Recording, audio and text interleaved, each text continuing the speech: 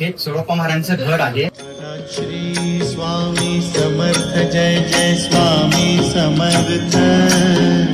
श्री स्वामी समर्थ जय जय स्वामी. इथे स्वामींनी सदेह समाधी घेतली आहे. तुम्ही बघू शकता त्या गांडापूरच्या दत्त महाराजांच्या निर्गुण पादुका. मी निखिल महेश पुजारी, सोळप्पा महाराजांचा 6वा वंशज, स्वामींच्या सेवेत आणि गुरुपादुकांच्या सेवेत अखंड आहे. स्वामी समर्थ. श्री स्वामी समर्थ.